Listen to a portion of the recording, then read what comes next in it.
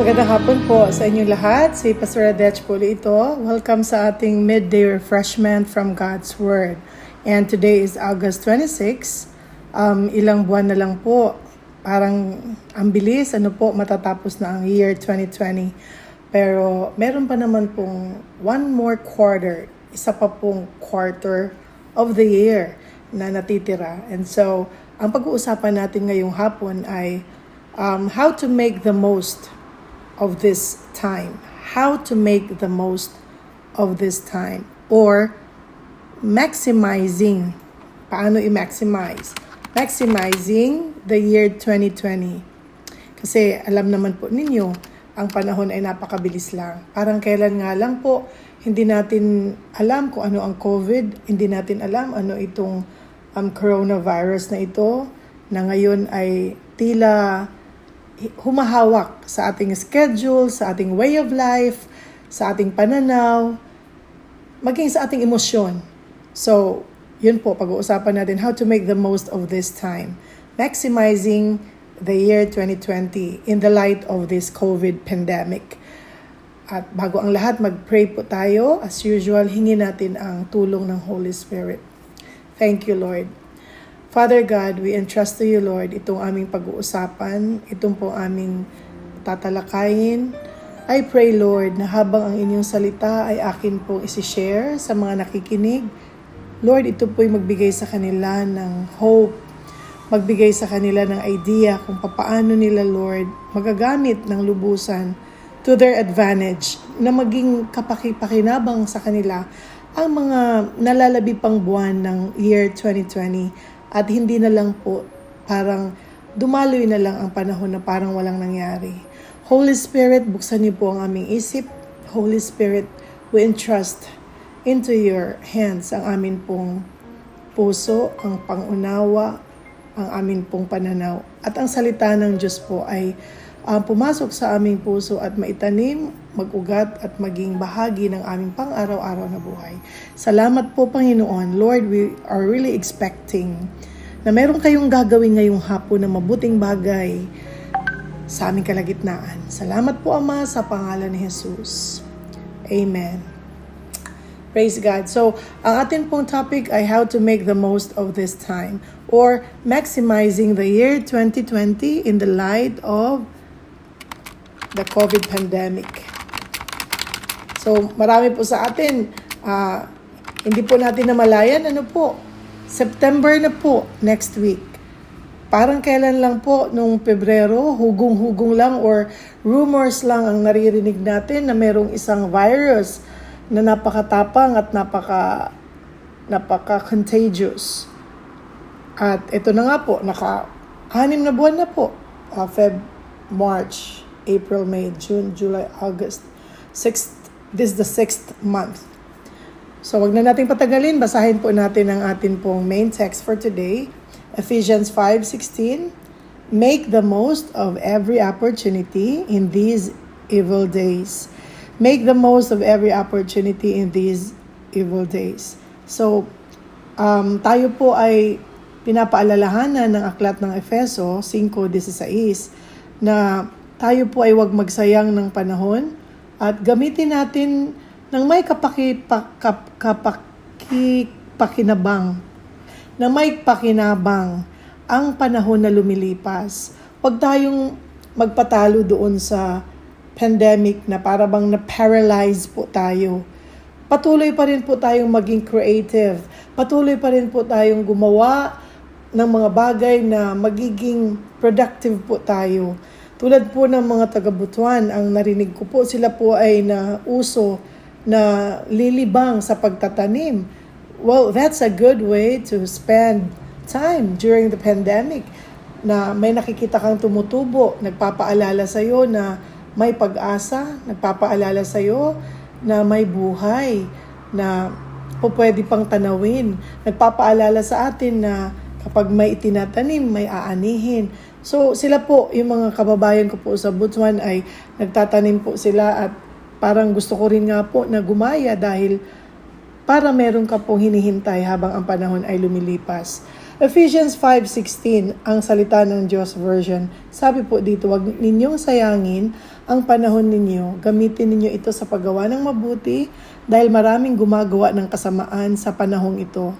Ito po'y totoo. Hindi lamang po ang COVID-19 ang parang nagdala ng problema. Sa totoo lang po, kahit po ang banal na kasulatan ay nagsasabi na sa mga in the last days po ay marami pong pangyayaring kakaiba. 2 Timothy chapter 3, mula po sa verse 1 hanggang 5, ay nagsasabi po sa New King James Version, "Know this, that in the last days, perilous times will come. For men will be lovers of themselves, lovers of money, boasters, proud, blasphemers, disobedient to parents, unthankful, unholy, unloving, unforgiving, slanderers, without self-control, brutal, despisers of good, traitors, headstrong, haughty, lovers of pleasure rather than lovers of God, having a form of godliness but denying its power. And from such people turn away." So, hindi lang po pandemic, pati po yung ating mga personal na character. Ayon sa Biblia, darating daw po sa huling araw ang mga pag-decline ng pag-uugali at character ng tao. Ito po'y paalala ni Apostol Pablo kay Timoteo. Sabi po niya, Timothy, dapat mong malaman na sa mga huling araw ay darating ang mga panahon ng kaguluhan at pamumroblema. Sapagkat ang mga tao ay magiging maibigin sa sarili. Selfish daw po, magiging selfish daw. Alam naman po natin na yan po ay totoo. Self-explanatory na po yan. Maibigin sa salapi, mapagmataas, mapagsamantala, swail sa magulang, walang respeto, walang utang na loob, at lapastangan sa Diyos. At ang mga tao po'y magiging walang pagmamahal sa kapwa. Sarili lang po ang iintindihin, walang habag, mapanirang puri. Nakita niyo po ngayon sa Facebook, nakita niyo po sa Instagram, IG, nakita niyo po sa iba't ibang social media. Kamakailan lang po may nagpapayo po sa akin na siya po ay may sinabihan ng hindi maganda on Facebook at pinangalanan po niya at ngayon po ay meron po siyang kinakaharap na case. So mag-iingat po tayo kasi yung mga tao po hindi po natin, lalo na po kapag pinapangalanan po ninyo, hindi po ninyo alam meron pong ganong klaseng mga cases sa social media. At sabi pa rin po ng 2 Timothy chapter 3, sabi po dito, sila'y magiging walang habag, mapanirang puri, walang pagpipigil sa sarili. Kahit na anong gustong gawin na lang kahit hindi tama, marahas, walang pagpapahalaga sa mabuti. Sila'y magiging mga taksil. And then, walang self-control, padalos-dalos, mayayabang, maibigin sa kalayawan sa halip na maibigin sa Diyos. Sila'y may anyo ng pagiging makadiyos, ngunit hindi naman makikita ang kapangyarihan ng Diyos sa kanilang pamumuhay. Sabi ni Pablo kay Timoteo, iwasan mo ang mga ganyang uri ng tao. So, totoo nga po, nasa last days na po tayo. Malapit na pong matapos ang kasaysayan ng tao at malapit nang bumalik ang Panginoong Hesus. So, kailangan mag-ingat tayo na maging kapakipakinabang ang ating panahon. Tayo po ay mag-maximize ng ating time and let's grab opportunities to do good and to obey the Lord, to do what's His will is, ano ang kanyang kalooban. And of course, ipangaral ang salita niya, ibahagi ang pag-ibig niya, at patuloy nating ilapit sa Panginoon ang mga tao. Lalo na po, yung mga hindi pa po nakakapakinig ng salita ng Diyos at wala pa pong alam tungkol sa kanyang salita. Ang sabi ng Jeremiah 10 verse 23, O Lord, I know the way of man is not in himself. It is not in man who walks to direct his own steps. Wala raw pong kapangyarihan ang tao na siguraduhin or bigyan ng katiyakan ang kanyang sariling kilos. Sabi po ni Jeremias, alam ko na ang buhay ng tao hindi niya hawak, hindi kanya. Hindi siya ang may hawak ng kinabukasan niya. Hindi siya ang nagbibigay ng final na direksyon sa kung saan siya pwedeng magpunta. Hindi siya ang may control. He does not direct His own steps. We are not able to plan our own course. Ang mga nakikita natin na mga pangyayari, karamihan dyan, to be sure, ang Diyos po ang may hawak ng lahat. Ang Diyos ang sovereign. Ang Diyos ang may kapangyarihan na magsalita at yan ay mangyayari. At ang Diyos po ang laging masusunod. Hindi po tayo. Kawikaan 16:1. Proverbs 16 verse 1, the preparations of the heart belong to man, but the answer of the tongue is from the Lord. Nasa tao daw po ang pagpaplano. Subalit ang nagpapasya, ang final word, ang final say, ay ang Diyos. Kung ito ba'y magaganap o ito ba'y hindi magaganap, ito ba'y matutuloy o ito ba'y hindi matutuloy.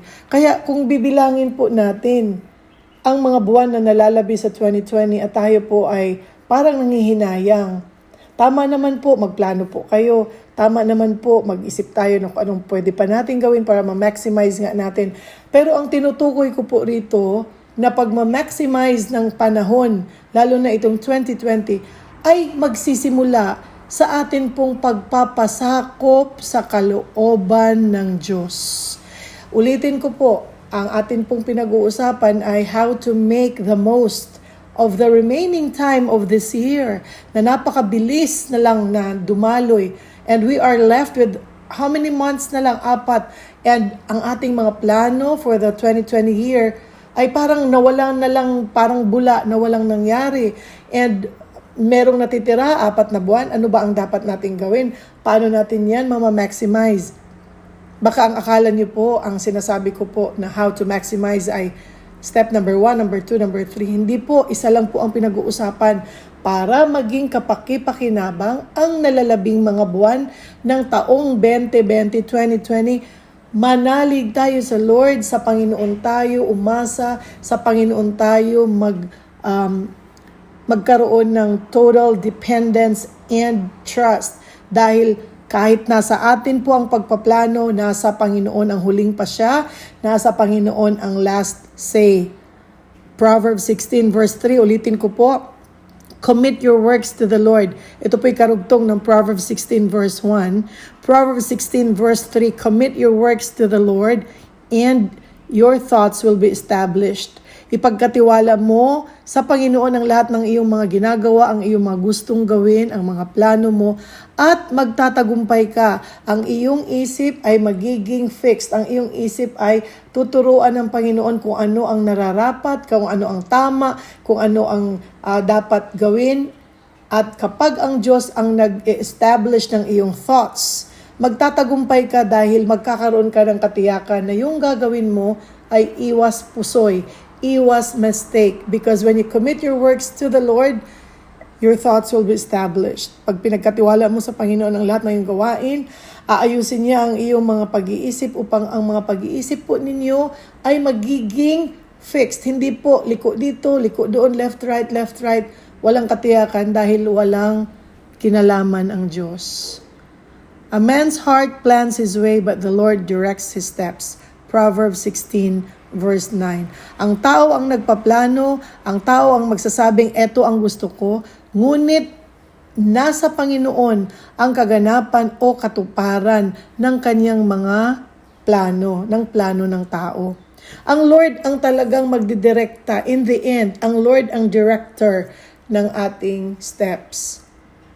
Tayo pong lahat ay nakapanood naman na siguro ng kahit na minsan isang pelikula sa buong buhay mo. Hindi ka po pwedeng magsabi na wala ka pang napanood na program sa TV or pelikula sa sine. At alam niyo po na bawat pelikula, bawat palabas ay merong tinatawag na director. At kahit ano pang gawin ng mga actors, ano pang gawin ng mga manunulat, ang masusunod ay yung director. Pag sinabi niyang cut, tanggalin niya eksena na yan, wala kang magagawa. Ang masusunod po ang director. At ang Lord po ang nagdidirect ng ating steps. Proverbs 16 verse 9. Tayo lang po ang magpaplano, idudulog natin sa Kanya, at ang Panginoon po ang magdidirect kung ano ang papangyarihin niya, papahintulutan niya. At ang katuparan ay nasa Kanya. Ang kaganapan ay nasa Kanya. So, Don't get me wrong, yung sinasabi ko pong how to make the most of this time. Hindi ko po sinasabi yung how to make the most of this time. Number 1, number 2, number 3, number 4. Ito ang ways. Naku, iisa lang po ang way ng pag-grab ng opportunity, how to make the remaining 4 months of the year very fruitful and productive. At yan po'y walang iba kundi iasa natin ito sa Lord, ilagak natin ito sa Panginoon. Dahil siya ang nakakaalam ng simula at wakas. Isaiah 46 verse 10, declaring the end from the beginning and from ancient times, things that are not yet done, saying, my counsel shall stand, I will do all my pleasure. Sabi ng Lord, sa simula pa lang, sinabi ko na ang mga mangyayari sa hinaharap, ang aking mga inihayag ay magaganap, at gagawin ko ang lahat ng gusto kong gawin. I will do all my pleasure. Kung ano ang gusto kong mangyari, yun ang matutupad. Kung ano ang gusto kong papangyarihin at pahintulutan, yun ang mangyayari. Hindi po pwedeng ang tao ang mas masusunod. Kaya nga po, magandang paalala po yung isang very popular, very well-known passage ng Proverbs 3, 5, and 6. New King James Version. Ito po very familiar sa atin bilang mga nagbabasa ng Bible. At kahit po yung mga hindi nagbabasa ng Bible, I believe marami sa kanila na ang nakabasa or nakarinig na ng Proverbs 3, 5, and 6. Trust in the Lord with all your heart and lean not on your own understanding. In all your ways, acknowledge Him, and He shall direct your paths. Sa lahat ng inyong lakad, kilalanin ninyo na siya ang Diyos, na siya ang makapangyarihan. Kilalanin ninyo siya at Kanyang i-direct ang inyong mga landasin. Magtiwala tayo ng buong puso sa Panginoon. Manalig tayo ng buong puso sa Kanya at huwag sa ating mga sariling karunungan. Intindihin natin, tanggapin at alalahanin natin na ang Panginoon ang siyang magtuturo sa atin sa lahat ng bagay. Kung atin siyang i-acknowledge, kung atin siyang isasama natin siya sa ating mga lakad, hindi tayo uusad hanggat hindi natin siya natatanong. Hindi tayo gagawa ng isang bagay na hindi tayo nagpipray. Hindi tayo bumibili ng anumang mamahaling gamit na hindi man lang natin tinanong sa Panginoon. Hindi tayo pumapasok sa anumang uri ng relasyon na hindi man lang natin ipinagpray ang ating desisyon. Kung ganyan ang gagawin natin, ang Panginoon ang magtuturo sa atin ng tamang landas. He will direct our paths. Hindi niya tayo pababayaan na mapunta tayo sa kangkungan o kamutihan or burak. Kasi ang Panginoon ang kinilala natin bago tayo humakbang. Praise the Lord. Di po ba lagi po nating nababanggit sa ating mga prayers, yung pong panalangin po ni Moses, sinabi niya sa Lord, kung hindi rin lang ikaw ang mauuna sa amin, Lord, hindi na kami uusad mula rito. Praise God. Thank you, Lord. Ang Salmo 32 po, Psalm 32 verse 8 up to 11, ito po ang sagot ng Panginoon mula po doon sa panalangin sa Psalm 32 verse 7 na sabi po doon ni David, you are my hiding place. Ikaw ang aking kanlungan. So ang tao pong nanganganlong sa Panginoon, ang tao po na umaasa sa Lord, ito po ang pangako ng Lord sa inyo. Basahin ko po. And I'm encouraging you, tanggapin niyo po itong salitang ito. Kunin niyo po ito bilang personal na pangako ng Lord sa inyo. Kung kayo po ay nanganganlong sa Lord, sa Panginoon kayo dumudulog, sa Panginoon kayo kumukuha ng instructions and directions, this is God's word for you today. August 26, year 2020, the word of the Lord for you, ang salita ng Diyos para sa iyo na nakikinig sa akin ngayon ay ito. Psalm 32 verses 8 to 11. I will instruct you and teach you in the way you should go. I will guide you with my eye. Do not be like the horse or like the mule, which have no understanding, which must be harnessed with bit and bridle, else they will not come near you. Many sorrows shall be to the wicked, but he who trusts in the Lord, mercy shall surround him. Be glad in the Lord and rejoice, you righteous, and shout for joy, all you upright in heart. Psalm 32, 8 to 11. Psalm 32 verse 8 hanggang 11. Pangako ng Lord ito sa inyo, I will instruct you and teach you in the way you should go. Ako mismo ang magtuturo sa inyo kung saan kayo dapat pumunta. I will guide you with my eye. Hindi ko kayo hihiwalayan ng tingin. Hindi ko kayo hihiwalayan ng tingin hanggang sa maganap ang mga layunin ko sa inyo. Do not be like the horse or like the mule which have no understanding. Huwag daw tayong tumulad sa mga kabayo na walang pangunawa, na kailangan munang talian para lumapit, para sila ay magpakumbaba sa kanilang master. Huwag daw tayong katulad ng horse or like the mule, yung daw pong malaking kalabaw. Huwag daw tayong ganun na kailangan pa tayong talian, kailangan ka pang hilahin bago ka lumapit sa Lord. Magkusa tayong lumapit sa Panginoon. Magkusa tayong magpakumbaba sa Lord.